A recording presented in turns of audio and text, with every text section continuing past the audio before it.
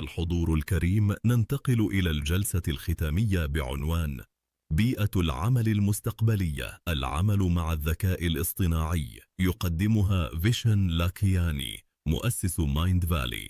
We now move into our closing session, The Future Workplace, Humans and AI at Work, presented by Vishen Lakhiani, founder of Mind Valley.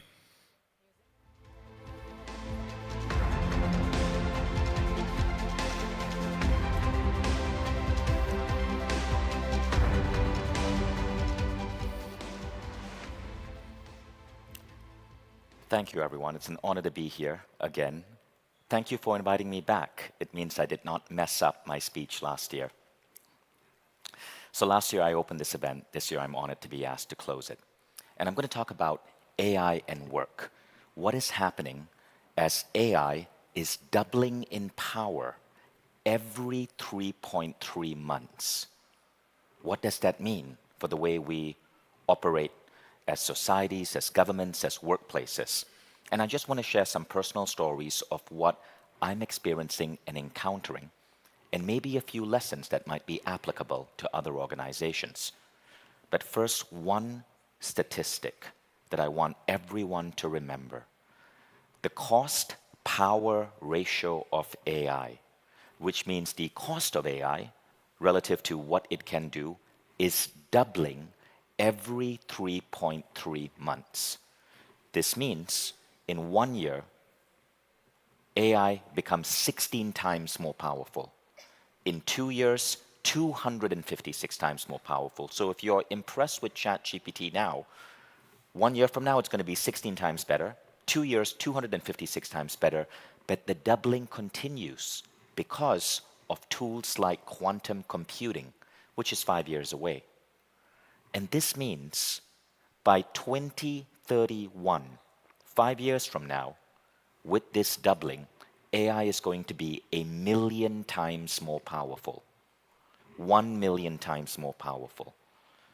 Nobody knows what society is going to look like.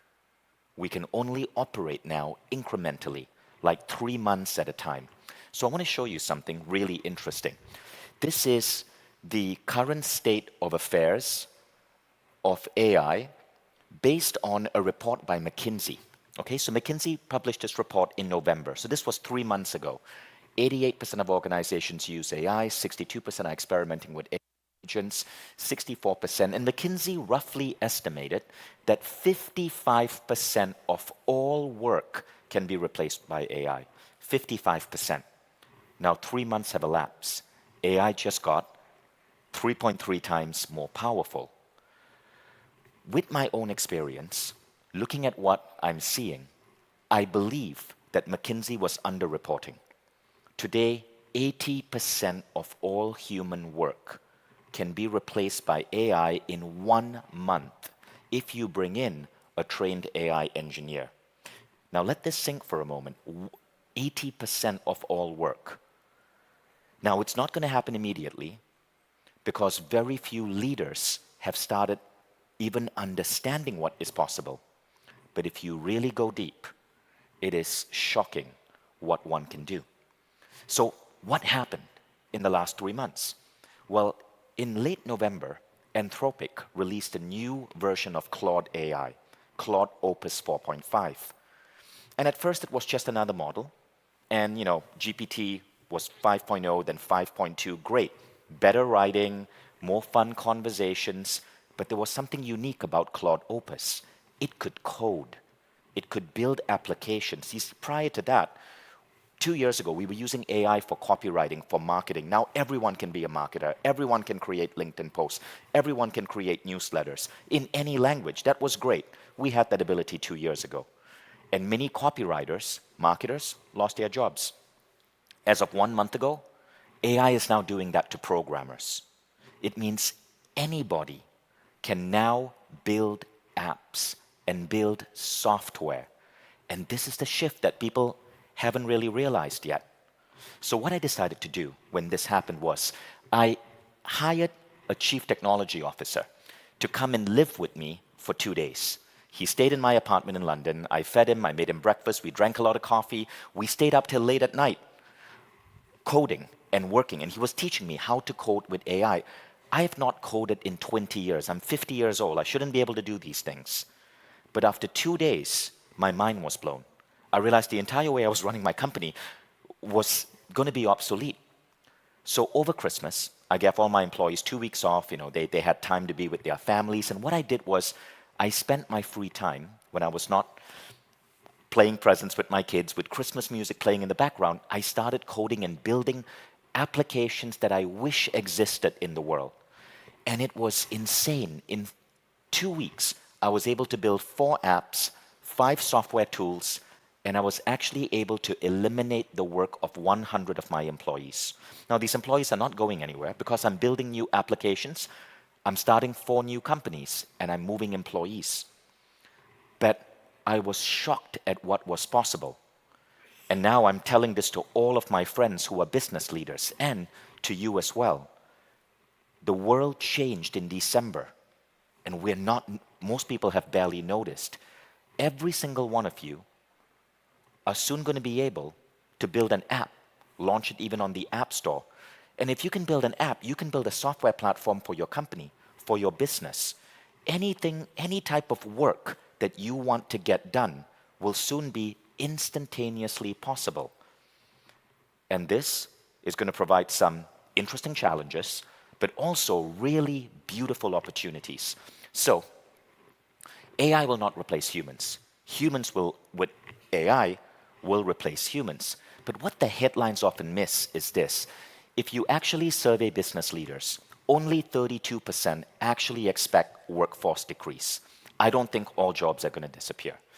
What I think is going to happen is because every human being is now so much more powerful, there's going to be an expansion of products and services.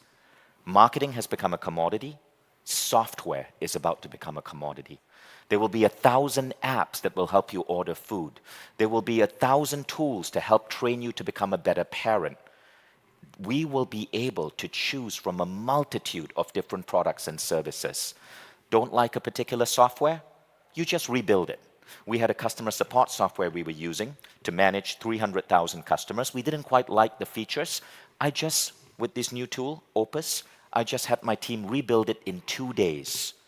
We were paying $500,000 for that software. My team rebuilt it in 2 days, and this is now possible for any company, any organization, and any government. You don't have to be extreme as me. You don't have to hire a CTO to come and live with you, but you should be encouraging your direct reports, your managers, to think this way. Every human being should now be thinking like a builder. So let me explain what builder mentality means. My son is applying to MIT. MIT is a really good university in the US. MIT chooses students who are builders. So builders are people who, when they see something about the world that they do not like, they figure out how to connect very complex pieces and build a solution. Builder mentality used to be limited to people who had engineering science because you have to understand hardware, you have to understand software. And so you could be a visionary CEO, you could be a government leader, but you still couldn't build because you needed to learn how to code. Today, any leader can take out their phone, can take out a recording device. I use a tool like Claude, speak to the recording device in simple English or Arabic or French or German, and then tell the software to build whatever they want. I'm building a tool right now to help me deliver speeches, but I'm also building a tool to analyze my blood work and plan my supplements. And I'm also building a tool to help me analyze data for property investments. These are all software services that should exist, but I get to build them in 1 to 2 days. Everyone now becomes a builder. And the ideal type of employee, the ideal type of leaders are also builders. But that's just one piece of the puzzle. To understand where we have to go with builder mentality, you have to understand Sam Altman's, how he positioned where AI is going. So Sam Altman, of course, is the CEO and founder of OpenAI. So he predicted where AI was going to go. And he said it's going to start with chatbots, really cute, really fun. We got to have fun with chatbots 3 years ago. And then reasoners. This is where the chatbot can actually reason. It can analyze your speech and give you feedback. So this speech that I'm giving, I actually had a chatbot analyze and help me with certain feedback. And then we go to agents. Agents are interesting. Agents are actually something that can replace complex tasks. So for example, let's say you want to launch an ad campaign. The agent can analyze your market, put up a survey, get data, understand your customer. It can design the ad.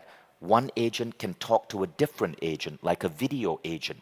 The video agent can create a video of the ad. It can then talk to an agent on Facebook, which can provide the pricing. It will then run the ad on Facebook, analyze the results, report back to you, all in 24 hours with no human intervention. These are agents. Now they said agents, each of this was going to come 1 year after another. It's not. These are coming months after the other. So we're already in the era of agents. And based on Sam Altman's original thesis, innovation AI, that's supposed to be 1 year away. It's not. It's already going to come. Innovation AI is where when you're having your board meeting, when you're having a conference, everything is being recorded. The AI is listening to your organization, and the AI will help with strategy. So there are different ways people use it. You can get simple recording devices. This is a Plod tool. You put it at the back of your iPhone. In every meeting I have with my team right now, I record it. Google's Gemini, if you're using Google tools, Gemini records everything. All of these recordings get sent to your inbox. You then have ChatGPT. You give it permission to listen to your inbox. So now, every discussion, every meeting is being recorded, going into Gemini. ChatGPT is also analyzing it. And what ChatGPT is doing is through a service called ChatGPT Pulse.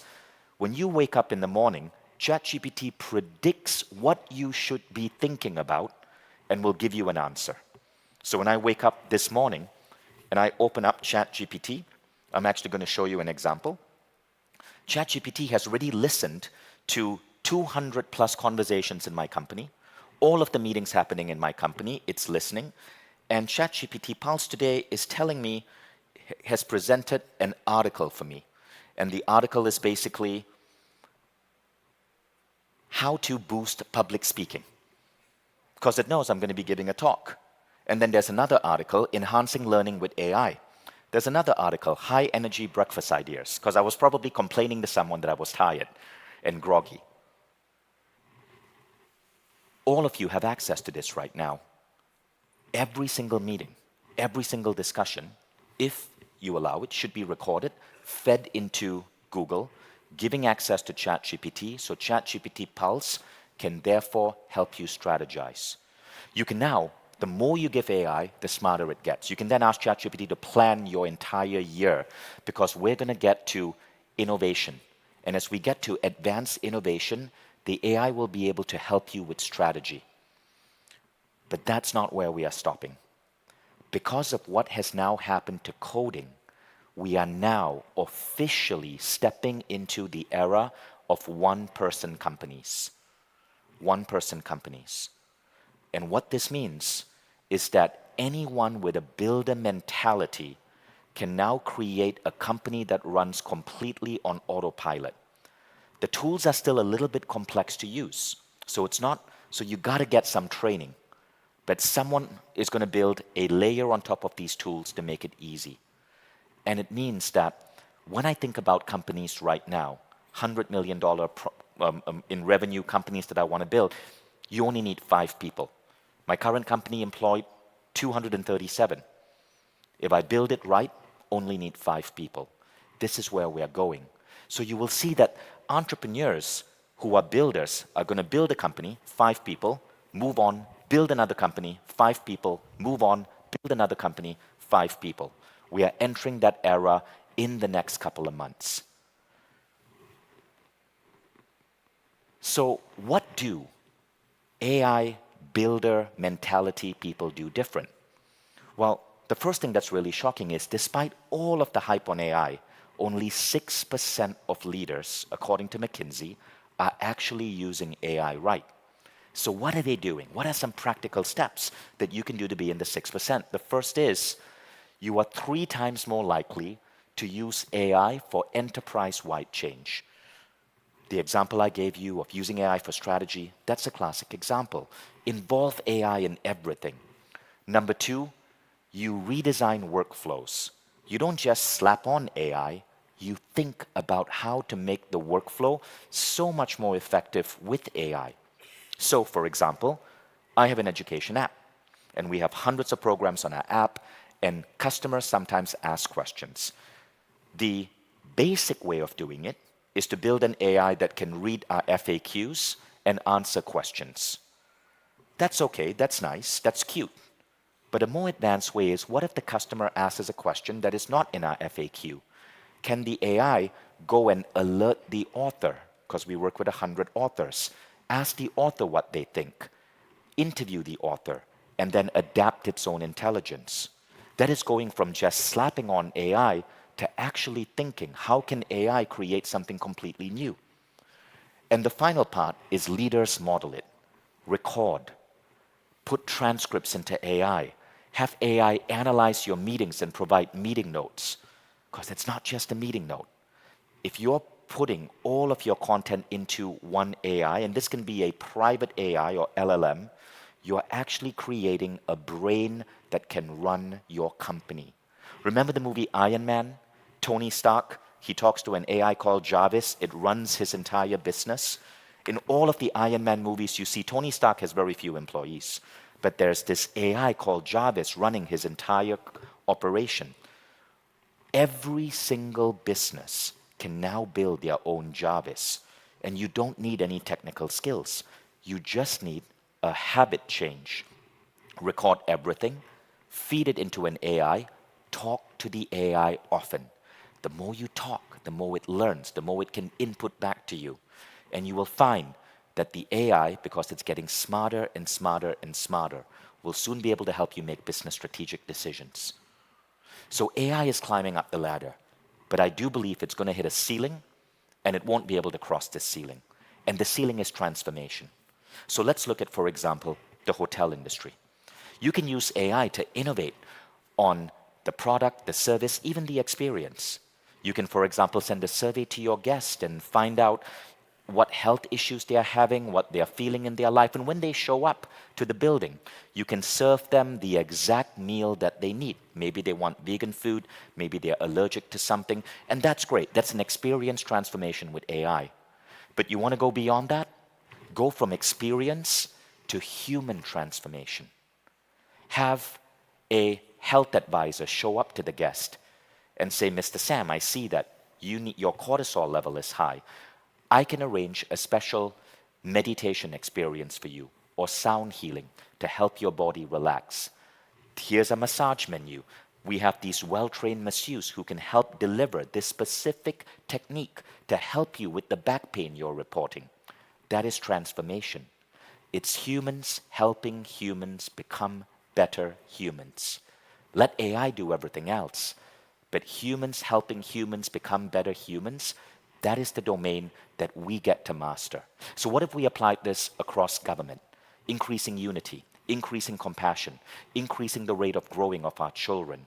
This is the unique area where we get to play.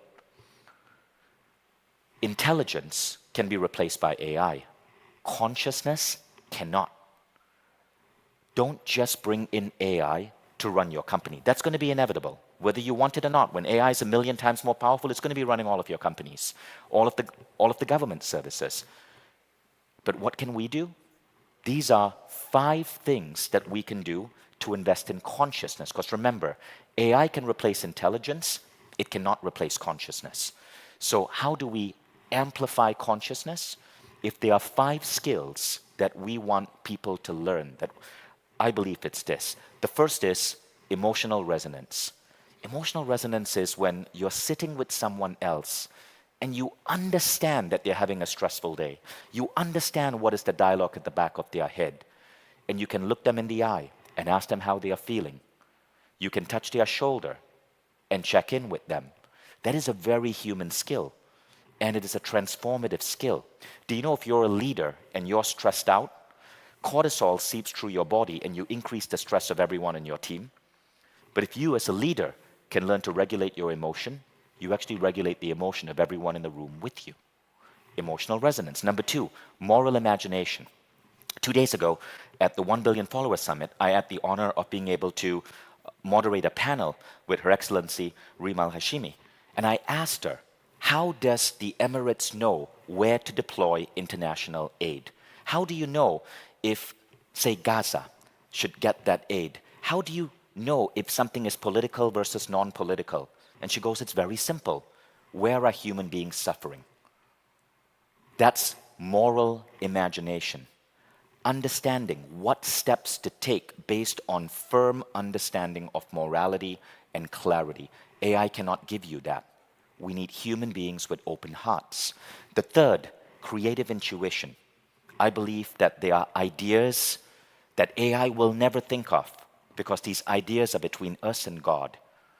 The founders of Dubai were blessed with an idea that came from something that I don't think the mortal mind could possibly conceive. This is creative intuition. AI cannot touch this. So listen, pray, tap in. Then there is embodied presence. Have you ever been in the presence of a leader? When they walk in the room, you feel their energy. This is embodied presence. Maybe it's energy, maybe it's posture, maybe it's commanding voice. This is a thing that human beings can be trained to develop as leaders. And the fifth, meaning making.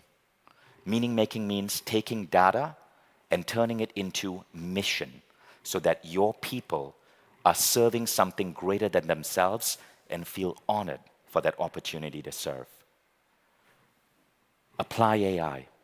Build your own Jarvis to run your organization. It's going to be possible in the coming months.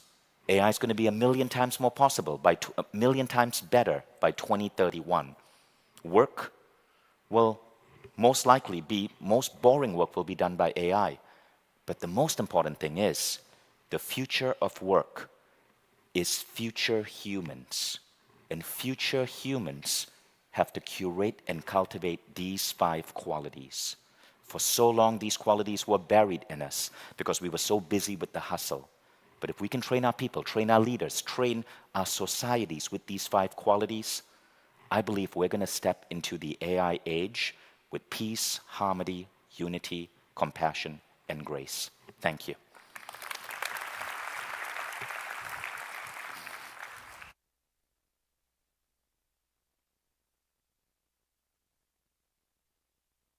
شكرا لمشاركتكم معنا في منتدى الإمارات للمستقبل، ونلقاكم على خير في العام القادم.